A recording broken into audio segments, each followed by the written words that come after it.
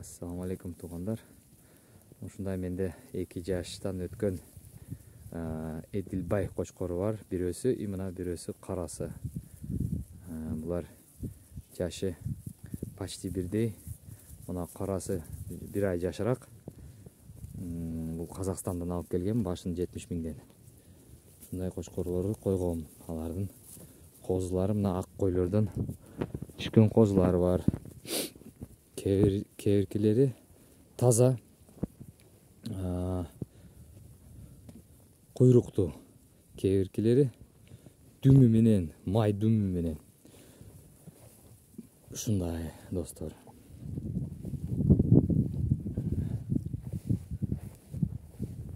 Mına şu oşon balası. Ketmen düm dep koydu.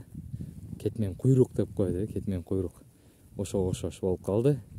Бирок булар уже 3-чү, 4-чү эмеден кийин кошулуштан кийин балдары толугу менен таза куйруктуу болуп, май куйруктуу болуп, дүмү жок, таза май куйруктуу болуп, тексил породасындагы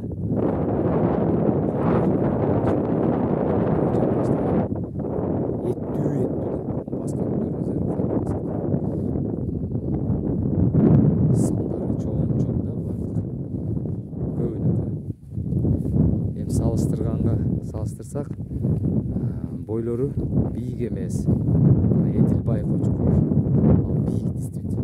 Көрүнүп турат го. Бийик болот. Ошого кочкорду ушундан алып келип коштум. Кандай болот экен десем, жакшы болду. Балдар жакшы түшүп атат. Козулар жакшы түшүп атат, жакшы түшүм берип атат.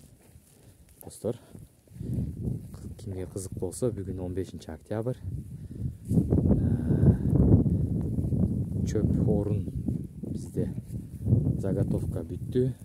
Эми çöp орулган жерлерге келип, мына койлорду айдап жүрөбүз. Жакта коноктор, үй алам деп келген коноктор, Кыргызстандан, Новосибирсктен, Москвадан келген адамдар турат мен менен кошо чыгып. Бүгүн базар күн. Эч кандай иштерди кыла албайбыз, ошондуктан мен менен алар кызыгып, келечекте ушул жерлерге келет экенбиз да, тала жерге малды айдап деп, азыр ошону элестетип, сүйлөшүп турушат. Үйлүү жайлуу болот. Бирөөсү үйлүү жайлуу болду, мына турат, капюшон. Буга чейин тарткан видеодон чыккан Азамат деген бала, Ноокаттан болот.